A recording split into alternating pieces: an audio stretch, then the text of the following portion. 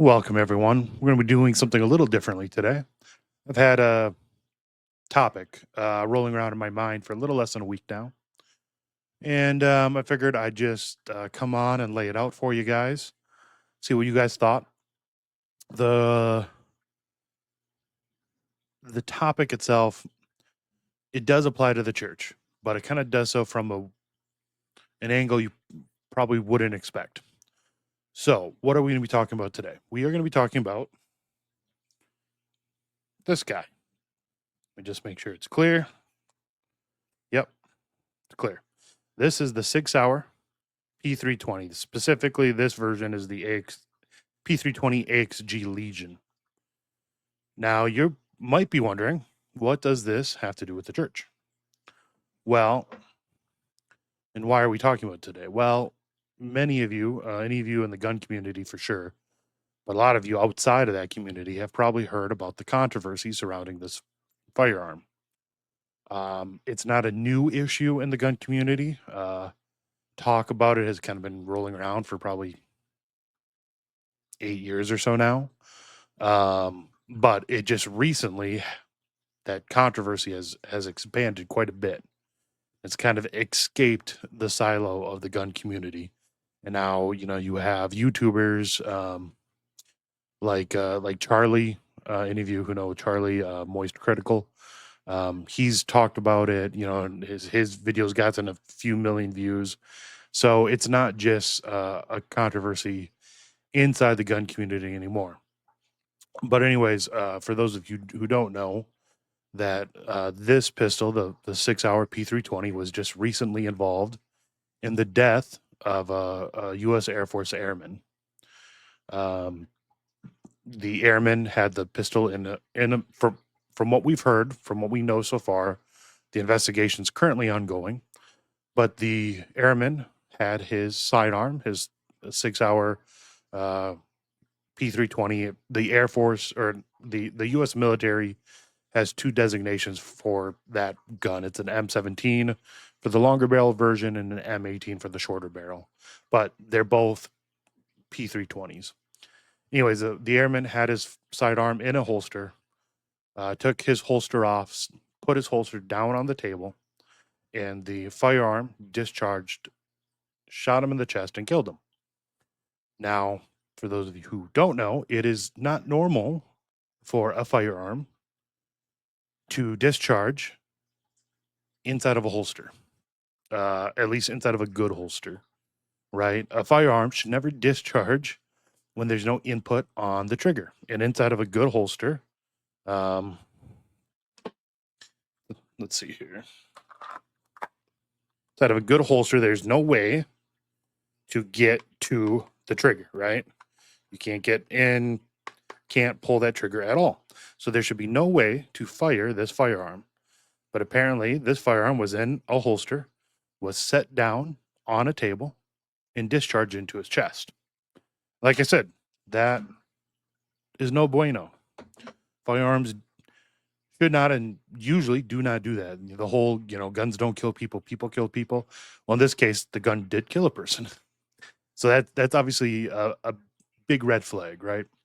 And that's the story that has gotten this controversy, out into the general public. But this issue has been kind of rolling around in the gun community for quite a while. The gun itself was, I don't know exactly when it was first developed. Let's just say about 10 years ago. And it was entered into the military's trials for a new sidearm. Prior to the Sig 320, the military, since I think the late 80s, had been using the Beretta 92 and they called it the M9. So this, once again, let me make sure it's clear. This is the newest version of that gun, the Beretta M9A4. So this is kind of the evolution of what the military had been using. And this was actually Beretta's entries into those same trials. Glock was also involved. They had their 19X. So you had big names in the firearm world, submitting entries to be the military's new sidearm. And the 6 hour P320 was chosen, and it came into the military as the M17 and M18, and I think around 2017, so about 7 years ago. And at that time, there was stories of the gun going off when dropped. So that we call that it's not drop safe. Now, there have been a lot of firearms throughout time that aren't drop safe. The old 1911s that were carried by the military since 1911, they largely weren't drop safe. A lot of old school revolvers aren't drop safe. A lot of brand new, high end, super expensive 2011s aren't drop safe. But a gun like the Sig, the P320, and many other modern striker fired guns are drop safe. And this gun was supposed to be drop safe, and it wasn't. It was going off when dropped from certain heights at certain angles. And Sig Sauer at first kind of denied it. Right? No matter how many videos came out of the gun going off when dropped, they weren't really taking responsibility. But it was hard to refute, right? It was repeatable. It was happening often. And like I said, there was all these videos coming out of it happening. So Sig came out with their voluntary upgrade program. They didn't recall all the pistols, right? It wasn't mandatory. You could voluntarily send your pistol back to them and they would upgrade it, change a couple of the parts and make it drop safe. And then their guns that they were producing from then on, they made rolling changes to the design, to the production, to make the new guns drop safe. Now, Sig Sauer does this with a lot of their guns. They make the new Sig Sauer USA does this to a lot of their guns.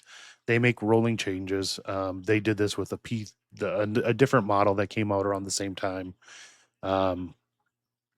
Instead of saying this is the new version with these new parts, they will just, as they're in the middle of a production run, make changes, and you don't know which version your gun has, which version your gun is really. You can make a good guess based on when you bought it and what the serial number is, but anyway, so they corrected that drop safe issue. But then there were more stories, coming out of the gun going off, in holsters, not being dropped, not, trigger not being pulled, anything like that, gun going off in holsters. Now, because this gun, like I said, this gun was adopted by the military, by all the branches of the military. Because of that, when that happens, when the military adopts a new firearm, a lot of time you have a lot of different law enforcement agencies across the country who also adopt it. So I don't have the full list, but a lot of police departments, ICE, a lot of departments across the country adopted the P320 since, after the military adopted it. And also because the military adopted it and because police agencies adopted it, it was a very popular consumer firearm too. So millions of these things have been made. I think it's like possibly 5 million. Very, very popular firearm. But stories started coming out of guns going off in holsters. There's videos of police of the firearm discharging as police, as a police officer, say, puts it back into a holster, things like that. We have body cam footage. So this new issue of unintentional discharges, that new issue kind of started snowballing within the gun community. But 6 Hour, once again, they didn't own it in any way. Matter of fact, anytime they would say anything about it, it was, along the lines that this is one of the most tested firearms in history, one of the safest firearms in history, blah, blah, blah. It was really a bunch of gaslighting.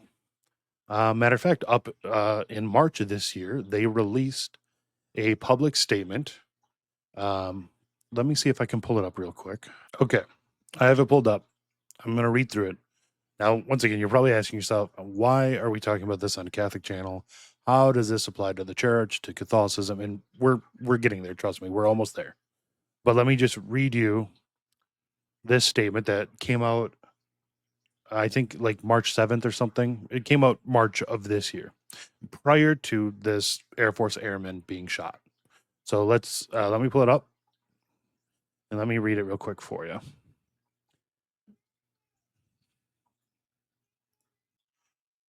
Okay, the truth about the P320. The P320 cannot, under any circumstances, discharge without a trigger pull. That is a fact. The allegations against the P320 are nothing more than individuals seeking to profit or avoid personal responsibility. Recently, anti-gun groups, members of the mainstream media, trial attorneys, and other uninformed and agenda-driven parties have launched attacks on one of Sig Sauer's most trusted, most tested, most popular products, the P320 pistol. In all cases, these individuals have an ulterior motive behind their baseless allegations that the P320 can fire without a trigger pull. They have no evidence, no data, and no empirical testing to support any of their claims. They instead choose to misrepresent clear negligent discharges as a design problem. I don't need to read all of it here. Let's see here. The rhetoric is high. The rhetoric is high, and we can no longer stay silent while lawsuits run their course and clickbait farming, engagement hacking grifters continue their campaign to hijack the truth for profit. Enough is enough. Industry, take notice. What's happening today to 6 Hour with the anti-gun mob and their lawfare tactics will happen tomorrow at another firearm manufacturer and then another. Today for 6 Hour, it ends. Okay. So that was their statement. That was a load of gaslighting, right? I mean, it was all it was gaslighting, ad hominem attacks against anyone who has questioned the safety of the P320, right? Saying that they're grifters, that they're part of the anti-gun mob, when most of these guys are firearm guys, right? So instead of like owning up or even saying, hey, we're investigating, potential issues, we care about safety, we're looking into it. Instead of anything like that, they go on the offensive. They attack, they gaslight. They basically are calling anyone who says, questions like anything about the P320 a liar, a grifter. And like I said, that was in March. And then now, I think it was a week and a half ago, the news came out about this airman dying. And because of that, the Air Force Global Strike Group not discontinued, they paused use of the P320. So basically they're not allowing any of their personnel to use the P320 until the investigation is complete. Since then, you have multiple firearm training companies banning use of the P320 in courses and training courses. Ranges are not allowing people with the P320 to use it on their range. So things are just getting worse and worse for Sig Sauer. And when the airman was killed, they came out with another statement that said that they're offering assistance to the Air Force in the investigation. It was a much better statement. And once again, it didn't accept any responsibility, but it did say that they are helping the Air Force look into it. And then just a day or two ago, they released one other statement. And let me see if I can find that. Okay, I have the most recent statement. This was July 29th. I'm not going to read the whole thing, but I'll read portions of it here. So they, towards the beginning, they start with the P320 pistol is one of the safest, most advanced pistols in the world, meeting and exceeding all industry safety standards. design has been thoroughly tested and validated by the U.S. military and law enforcement agencies at the federal, state, and local levels. Let's go towards the end here. It talks about what they call inaccurate reports of negligent or unintentional discharges. So they say, following several of these inaccurate reports, a number of ranges, training providers, and training facilities made the reactionary decision to ban the P320 and its use in their facilities. We are actively working to provide these individuals with accurate information, along with a detailed understanding of the P320 and its safety features. If you are impacted by a P320 range or training provider ban, we urge you to we urge you to reach out to SIG customer service and snitch. I mean, so we can clarify any misinformation and provide the truth. The P320 cannot, under any circumstances, excuse me, discharge without the trigger first being moved to the rear. This has been verified through exhaustive testing. As with any gun, the P320 will discharge if the trigger is pulled to the rear. Yeah, so that's basically that. Okay. So that's the controversy. That is how Stig is responding to it. And what the heck does this have to do with the church? Well, okay, so yeah, I own a P320. And I actually just recently bought it. You might be wondering, why would I just recently buy one with this controversy? And that's because, well, this gun is going to be a piece of history. In a good way or a bad way, this gun is going down in history. So it's kind of a cool piece of future history to own. But I would never, ever carry that thing, right? I actually won't even chamber around into the thing. It's just not worth it, right? I don't need it. It's not my carry gun. I'm not going to have it around home for self-defense. It's going to sit in that safe because one day in the future, it's going to be a piece of history. But I have other 6-hour pistols and rifles. I actually have long liked Sig firearms, so like this was my carry gun for quite a while. This is a Sig Sauer P320.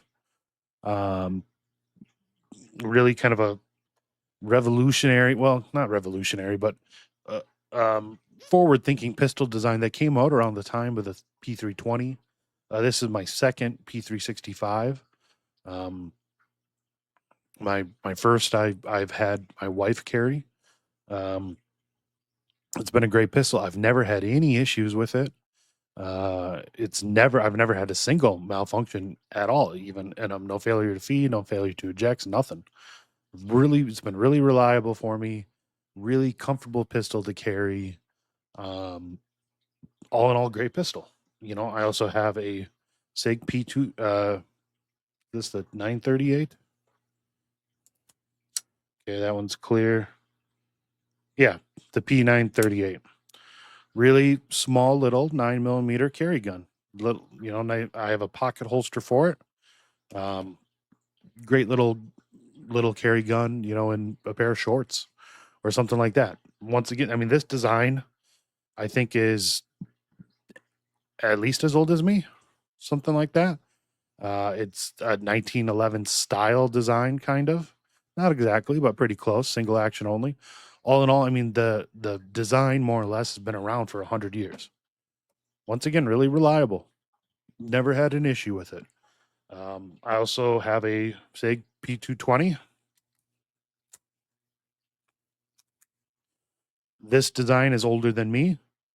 This is in 10mm. It's one of my preferred like carry guns for the woods. Once again, super reliable design.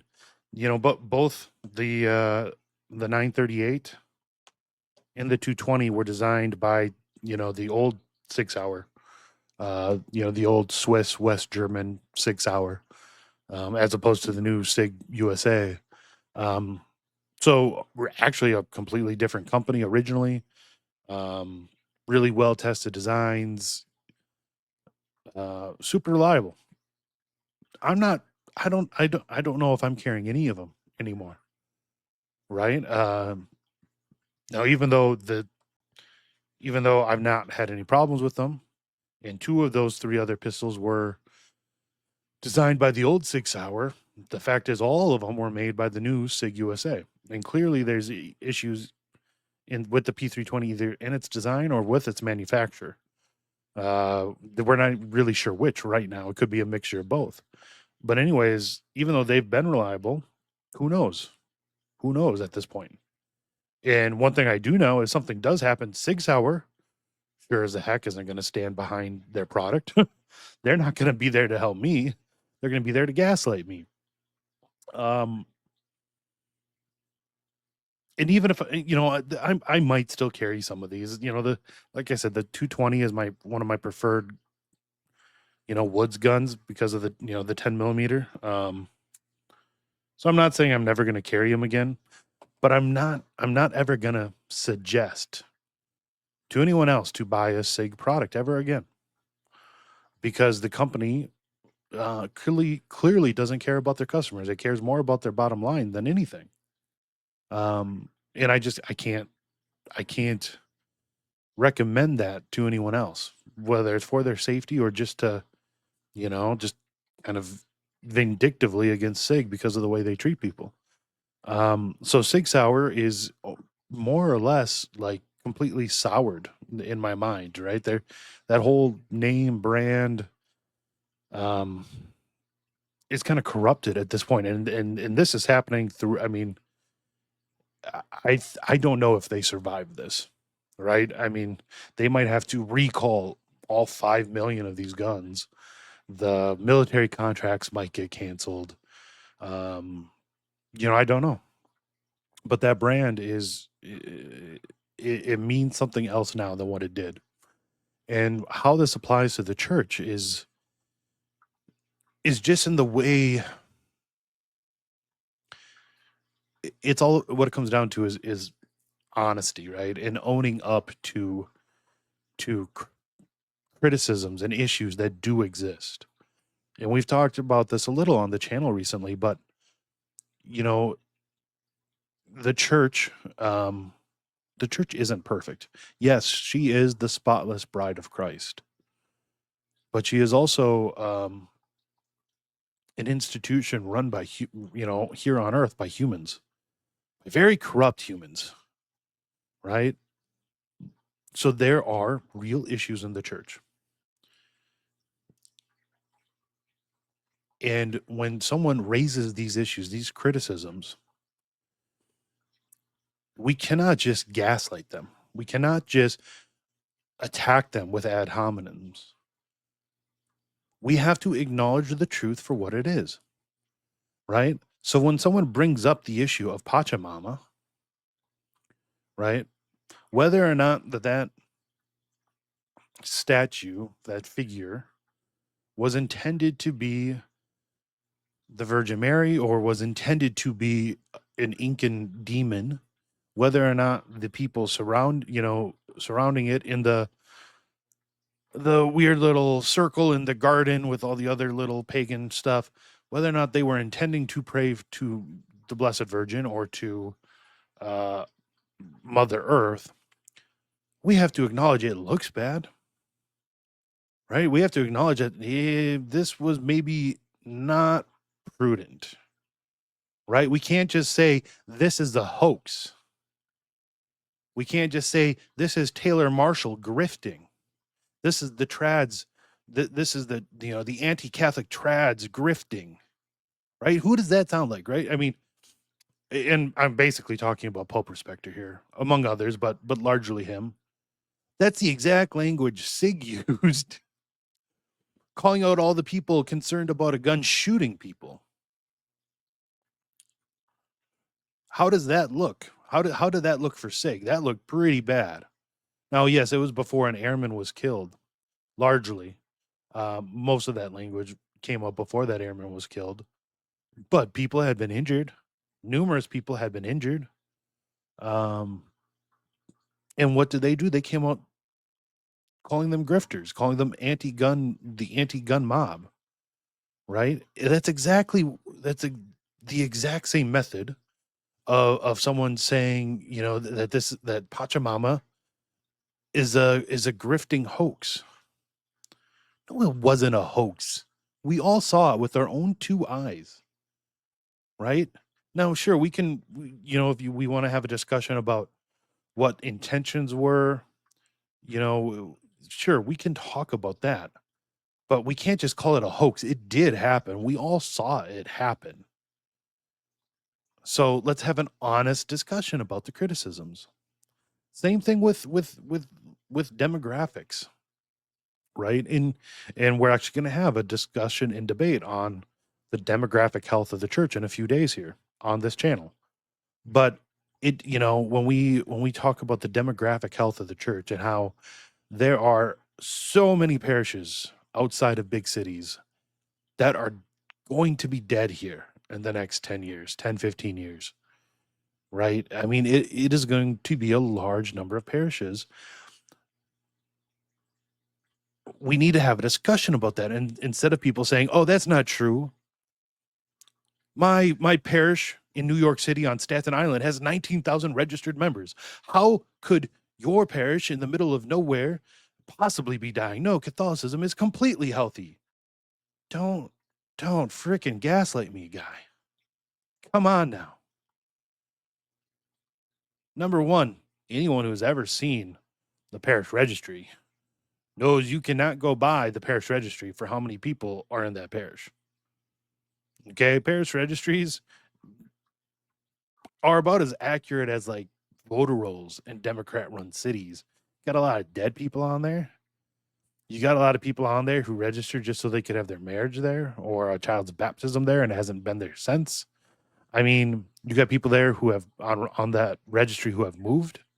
I no matter how many times I've tried to contact these parishes, still get the weekly donation envelopes for like the last 2 or 3 parishes I've been registered member at and I've moved away from, right? I'm still on their registry, even though I've told them, hey, I've moved. They don't update the registry. I'm still on there. So we can't use, like, great, your parish has 19,000 registered members. That's great. I guarantee less than 30% of those go to mass every week, right? And like I said, that's a parish in the middle of New York City. I'll tell you one thing, parishes outside of big cities, they're dying. They are. They really are. The parish the local parish here has already been combined, right, from 2 smaller parishes who could not sustain themselves on their own, so they combined into one. And this parish might be a little different because it's a tourist area. So in the summer, the church is full. It is. But in the winter, it's largely empty, right? And those that are there, 75% are over the age of 60. So in 10, 15 years, this parish might still be around due to the tourist crowd, sure. But other parishes in like similar sized cities, towns, they're not going to be around. And we just have to acknowledge reality for what it is, right? It does no one any good to not own up to the truth, right? And this is so true when it comes to talking to people possibly interested in the church, right? When they come to us and they're interested, but they have concerns about certain things, we cannot swipe those things under the rug. We cannot try to hide them and gaslight people into saying, no, no, no, there really is no concern or criticism here. No, we have to be honest because if we do try to hide it under the rug, if we do swipe it under the rug, try to gaslight someone, yeah, they might accept it then, and they might come into the church. But what's going to happen when they realize they were lied to? What's going to, do you really care about their soul when you lie to them? How are they going to feel about that? I mean, I think, you we hear, and I don't know, no one knows exactly how accurate it is, but we do know that a large number of people who come into RCIA, OCIA, whatever it's called now, who come into the church, leave shortly after, whether it's a year, 2 years, 3 years, what the percentage is. You know, people have thrown out like 50% leave within a year. That's probably not accurate. You know, it's probably 30% after 2 or 3 years. And yeah, a large number of those who do come into OCIA and leave, they probably were there just to convert to get married, right? Something like that. That's true. But I think a good portion could be people who were gaslit into into forgetting about criticisms or concerns that they had, who came into the church then, but then realized later or saw later that they were lied to, that whatever problem they were concerned about was swept under the rug. And then not only will they leave, they will leave and be very anti-Catholic at that point, right? Or what happens when you gaslight someone, say under Francis, who comes into the church under Francis, you gaslight him about Francis being the most base pope ever. Oh, and Francis really, really, really is super orthodox about gay marriage and this and that, so forth. But then they come in and they realize just how much of a problem there really was in that papacy. What's the best case scenario at that point? They become a sede, right? I mean, Jesus, our blessed Lord said that he is the way, the truth, and the life. He is the truth. He does not want you to gaslight people just to get them into the church. He does not want you to lie, to deceive, to sweep things under the rugs. The church can stand on its own. It can stand as it is. It does not need you to lie about it. It does not need you to gaslight people about it. Present it as it is. It is enough. Right? If you really believe it's the spotless bride of Christ, you don't need to lie to people about it. Just be honest.